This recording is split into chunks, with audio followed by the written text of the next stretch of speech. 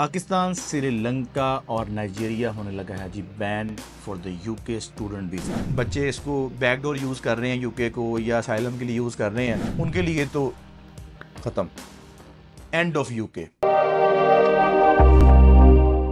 अस्सलाम वालेकुम, my name is Azeem Qasim. I am founder and CEO of Edify Group of Companies. At Edify Group of Companies, we provide information regarding study abroad, immigration, career counseling. Pakistan, Sri Lanka और Nigeria होने लगा है जी ban for the UK student visas. ये वो ख़बर है जो तकरीबन पिछले कुछ 4 दिन से ट्रैवल कर रही है और I was also on travelling. मैं लाहौर में था, इस्लामाबाद में था। Since I came back from Turkey, कुछ मसरूफियत थी मेरी, तो मैं उसको कवर नहीं कर सका वीडियो को। तो इस वीडियो में सच्चाई तो है, बिल्कुल इस खबर में सच्चाई तो है और बिल्कुल ऐसा ही है जी। पाकिस्तान को और नाइजीरिया को और श्रीलंका को बैन करने का प्लान बन गया यूके के अंदर। तो देखते हैं जी इस वीडियो में क्या आगे स्ट्रेटजी है यूके की और क्या स्टूडेंट्स को प्लान करना चाहिए। तो इस वीडियो को एंड तक लाजमी देखिएगा। अगर अभी तक आपने चैनल को सब्सक्राइब नहीं किया तो लाजमी कीजिएगा और बेल आइकन के ऊपर भी लाजमी क्लिक कीजिएगा ताकि आप तक तमाम लेटेस्ट अपडेट्स पहुंच सकें। स्टार्ट करते हैं आज की वीडियो को। यूके ने अभी अनाउंस किया जी हम बैन करने लगे हैं नाइजीरिया, श्रीलंका और पाकिस्तान। रीज़न क्या है इसके पीछे और क्या ये वाकई होने लगा है। देखिए, अगर हम डाटा देखें असाइलम सीकर्स का in the last may be 3 और 4 ईयर्स, डाटा मेरे पास आया भी था डिफरेंट सोर्सेज से।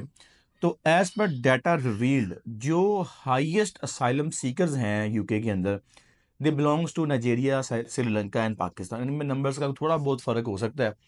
अगर नाइजीरिया के 100 हैं तो श्रीलंका के 70 होंगे, पाकिस्तान के 80 होंगे।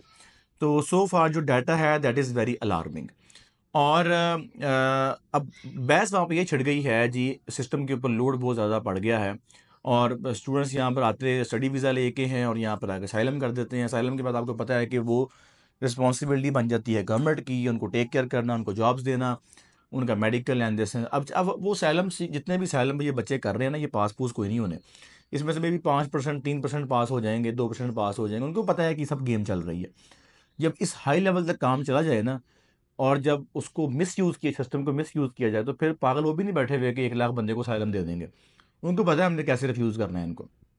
और आपको भी पता है कि जो बच्चे वहाँ जाते हैं बायोमेट्रिक करवाने के लिए, 15 दिन बाद या हफ्ते बाद किसी भी दिन वो डिपोर्ट हो सकते हैं। तो जिन्होंने साइलम कर लिया है वो तो खैर best of luck to them. उनका फ्यूचर कोई खास इतना सिक्योर नहीं है यूके के अंदर और ना ही वो मतलब कि वापस पाकिस्तान आके भी आगे कंटिन्यू कर पाएंगे। हाँ, अलबत्ता अब आगे होना क्या। देखिए, सिस्टम को मिसयूज़ नहीं होने देंगे, ये बात मैं आपको लिख के देता हूँ। और इसका जो जितना भी इसका जो आफ्टर शॉक्स है ना, वो आने हैं अपकमिंग स्टूडेंट्स के ऊपर जो पाकिस्तान, नाइजीरिया और ये जो जा रहे हैं। एक तो वो बच्चा जो ऑलरेडी वहाँ बैठा हुआ है, उनको डिस्टर्बेंस होगी, उनके लिए प्रॉब्लम होगी, साइलम सीकर्स के साइलम रिफ्यूज़ करेंगे वो, उनको डिपोर्ट करेंगे वो। और जो बच्चा वहाँ पर स्टडी कंटिन्यू नहीं कर रहा, जो बच्चा वहाँ पर अपनी जो है ना अटेंडेंस उसकी कंप्लीट नहीं है, उनके ऊपर भी क्रैकडाउन होगा और बड़ा सीवियर क्रैकडाउन होगा। और अगर किसी को डाउट है तो वो जाके वापस 2011-12 वाली न्यूज़ देख ले। वहाँ पर यूकेवीआई ने घरों में उठा उठा के बच्चे डिपोर्ट किए थे जो अपनी स्टडी कंटिन्यू नहीं कर रहे थे, जो अपना इलीगली वहाँ बैठे हुए थे। तो उनके लिए इस वक्त जो है ना मुश्किल होने वाली है। अब आ जाते हैं जी, जो बच्चा अभी जा रहा है मई में, सितंबर में, क्या सितंबर में वीज़ा मिलेगा इन 3 नेशनल। हमने तो पाकिस्तान की बात करनी है, चलें पाकिस्तान की बात करते हैं। क्या सितंबर में इनको वीज़ा मिलेगा पाकिस्तानियों को कि नहीं मिलेगा? ये है जो मेन टॉपिक है। देखें, वीज़ा को ऐसे वो स्ट्रेट अवे रिफ्यूज़ नहीं कर सकते कि चूँकि आपने यहाँ पे आके असाइलम लेना है इसलिए हम आपको रिफ्यूज़ कर रहे हैं, या पाकिस्तान से चूँकि असाइलम बहुत हो रहा है इसलिए आपको रिफ्यूज़ कर रहे हैं। 3-4 मेन रिक्वायरमेंट्स हैं। कैश लेटर हो गया आपका, टीबी टेस्ट हो गया, एकेडमिक्स हो गए, फाइनेंशियल्स हो गया, और एक हो गया, ये जो 3 अगर आप फुलफिल कर लेते हैं ना, the only thing they have in their hand is the credibility interview. Credibility interview के ऊपर ला के वो आपको रिफ्यूज़ करेंगे सितंबर इनटेक के अंदर। अब यहाँ पर करना है क्या आप लोगों ने? अच्छा, एक तो इस साल जो अब जो नज़र आना शुरू हो गया है मुझे, क्योंकि एक तो वॉर छिड़ पड़ी है पाकिस्तान के अंदर, पाकिस्तान और इंडिया की वॉर छिड़ पड़ी है, उसकी वजह से भी हालात काफ़ी चेंज हो जाएंगे, हालात ख़राब हो जाएंगे। इस साल जो मैं जो कि रिपोर्ट थी कि पाकिस्तान से नंबर ग्रो करेगा यूके के लिए, अब मुझे लग रहा है कि वो नंबर ग्रो नहीं करेगा, वो नंबर जो है ना वो गिर जाएगा पाकिस्तान का। और मैं तो कहूँगा कि कहते हैं वो अपने पाँव पे अपनी वो कुल्हाड़ी मारने वाली बात है कि आप लोगों ने एक वो जो है एक अपॉर्चुनिटी जो है ना उसको लूज़ कर दिया है। ऑस्ट्रेलिया आगे वीज़ा नहीं दे रहा, कनाडा यूएसए के हालात आपको पता ही हैं। यूके भी जो है ना वो for most of the students अब बंद हो जाएगा। वेरी लिमिटेड बच्चा जो है ना वो यूके जा सकेगा अब, और वही बच्चा यूके जा सकेगा जो इंटरव्यू दे सकेगा। अच्छा, इंटरव्यू के लिए मैं ये मेरी वार्निंग समझ लें आप, या समझ लें कि वैसे मुझे बच्चे कहते हैं जी आप डराते बहुत हैं, तो मैं डराता नहीं हूँ, तो मैं तो आपको बताता हूँ कि होने क्या लगा। मैंने बताया था ईसोल के साथ क्या होगा, मैंने बताया था कि वर्क परमिट के साथ क्या होगा, मैंने बताया था कि जो बच्चे वो अदर मीन्स यूज़ कर रहे थे उनके साथ क्या होगा, और वही हुआ जो मैंने बताया था। मैं अभी बता रहा हूँ कि जो बच्चे क्रेडिबिलिटी इंटरव्यू नहीं दे सकते फॉर सितंबर इनटेक, ना करें अप्लाई। आपके पैसे भी ज़ाया होने हैं, आपके यानी कि टाइम भी ज़ाया होना है आपका, और आपका वीज़ा भी नहीं लगना। अगर आप इंटरव्यू दे सकते हैं, you have confidence, you have courage, you have good communication skills, you have your documents in hand, आपकी जो IELTS है, अगर वो सारा कुछ आपके पास है और आप इंटरव्यू दे सकते हैं, और इंटरव्यू को सीरियस लेना है इस बार आपने। अगर आपने इंटरव्यू को as a to be granted लिया इस बार, तो आपका रिफ्यूज़ल आना है, और इस बार रिफ्यूज़ल भी जो है ना वो 4-4 सफ़ों का रिफ्यूज़ल आना है आपको। ये मैं आपको बड़ी इनसाइट इंटेल दे रहा हूँ, क्योंकि अभी मेरी ये वीडियो बनाने से पहले कुछ 10-12 जगह बात हो चुकी है। डिफरेंट कंट्री हेड से, कुछ यूके में कह लें कि पॉलिसी मेकर्स के साथ। तो हालात जो है ना वो इतने कोई अच्छे रहने नहीं लगे पाकिस्तान के लिए फॉर द यूके। और एक तरह से खैर फ़ायदा इस तरह भी है कि वो जो जंग जा रहा था ना यूके में, जो मुँह उठा के यूके अप्लाई कर देते थे कि वहाँ जाके जो है ना मतलब कि ना डॉक्यूमेंट्स ना कुछ, वो जो एक फ़िल्टर की ज़रूरत थी ना यहाँ पर, कि हर बच्चा यूके जा रहा है, कम से कम वो फ़िल्टर लग जाएगा अब, कि आप अब हर बच्चा मुँह उठा के यूके अप्लाई नहीं कर सकता, जो कि पहले हो रहा था, जिसके मैं भी खिलाफ़ हूँ। मैं समझता हूँ कि we should work on quality, और एक अपॉर्चुनिटी है उसको वेस्ट नहीं करना चाहिए। अच्छा, एक तो वो फ़िल्टर कम हो जाएगा, और वो जो आउटगोइंग आप कह लें कि स्टूडेंट्स हैं वो कम होंगे, और फिर ज़ाहिर-सी बात है अपॉर्च्युनिटीज़ बैलेंस हो जाएँगी। और ये एक मैं समझता हूँ कि वो कहते हैं ना कि हर काम में अल्लाह की बेहतरी होती है, और अल्लाह जो है ना वो शर में से भी खैर निकाल लेता है। तो मैं समझता हूँ कि इसमें से जो है ना वो खैर पाकिस्तान को यही है कि जो लोड है ना वो कम होगा, सही है? अब जो बच्चे नहीं जा सकते, वो नहीं जा सकते, इसमें कौन-सी बात है जी, अब उनकी रिक्वायरमेंट्स है, आप फुलफ़िल करें, चले जाएँ।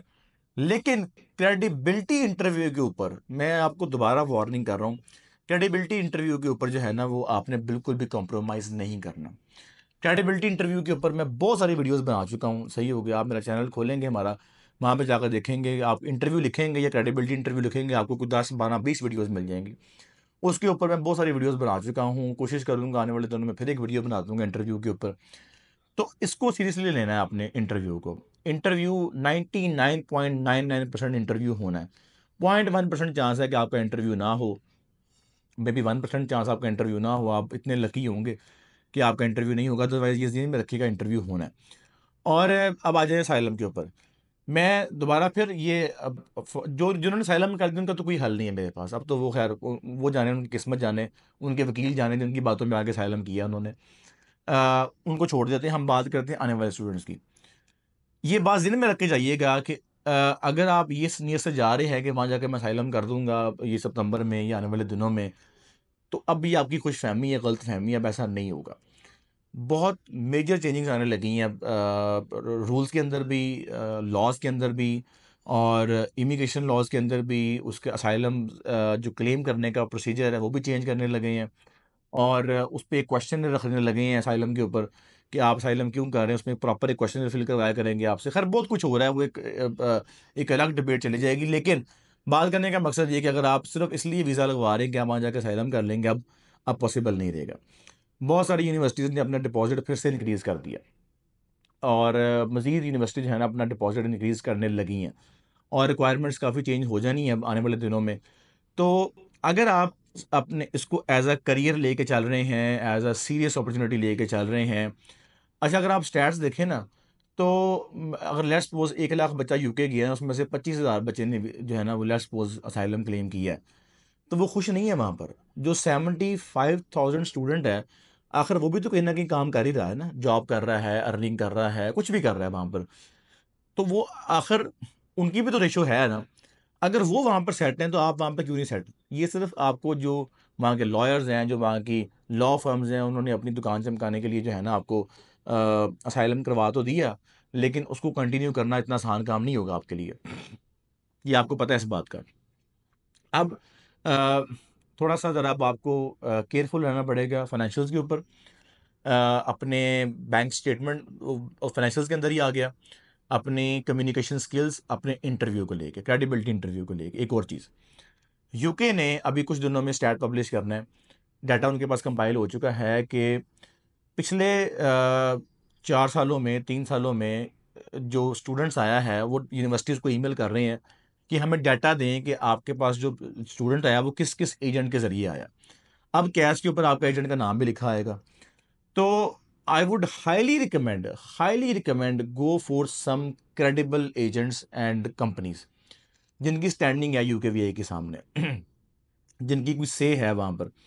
अगर आप कोई ऐसी कंपनी या कोई, मैं किसी को टारगेट नहीं कर रहा, ना मैं किसी का नाम ले रहा हूँ, इट्स अप टू यू कि आप, आपको सबको पता है मार्केट में क्या हो रहा है। अगर आप, और मैं ये भी नहीं कह रहा कि सिर्फ Edify is the only credible company, मैं ये भी लफ्ज़ यूज़ नहीं कर रहा। There are many companies, credible companies in Pakistan. आपने फ़िल्टर अपना खुद लगाना है। मैंने बता दिया आपको कि जिनकी स्टैंडिंग है, जिनकी एक लेगेसी है, जिनके पास एक वर्थ है, उनको चूज़ करें, क्योंकि कैश पे नाम लिखाना है कंपनी का, और वो बहुत मैटर करना है। और अगर आपने रिस्क लिया इस तरह का, तो फिर ऑब्वियसली ज़ाहिर-सी बात है, उनके पास डिफरेंट टूल्स हैं, वो चेक करेंगे आपको, और फिर आपको इंटरव्यू भी उससे सख्त करेंगे और उसमें चांसेस ज़्यादा है आपके रिफ्यूज़ होने के। तो अब जो टेक होम है इस वीडियो का, वो ये है, नंबर 1, एक तो आपने डॉक्यूमेंट्स, फाइनेंशियल्स, उस पे ज़रा ध्यान से काम करना है, स्टेटमेंट को। आपकी जो क्रेडिबिलिटी इंटरव्यू है, उसको आपने जो है ना वो बड़ा सीरियसली लेना है, बिल्कुल मज़ाक में नहीं लेना उसको।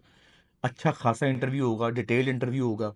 नंबर 3, आपने क्रेडिबल, ऑथेंटिक और एक, आप समझ लें कि जिस कंपनी का इमेज है, चूँकि कंपनी का नाम अब कैश पे लिखा आना है, वो कंपनी चूज़ करनी है, जो आप समझते हैं कि क्रेडिबल हो सकती है या है। कैश पे पता लग जाएगा आपको उस पर नाम लिखा कि नहीं लिखा हुआ। तो ये 3 चीज़ें जो है ना, वो आपने मेक श्योर करनी है। और चौथा ये है कि जो बच्चे इसको बैकडोर यूज़ कर रहे हैं यूके को, या असाइलम के लिए यूज़ कर रहे हैं, उनके लिए तो ख़त्म। End of UK. This is my last words, end of UK for all those students जो इसको जो है ना वो एज़ अ बैकडोर यूज़ कर रहे थे। तो स्टिल अभी भी there are lots of opportunities in the UK, but for genuine students now, and serious students and credible students.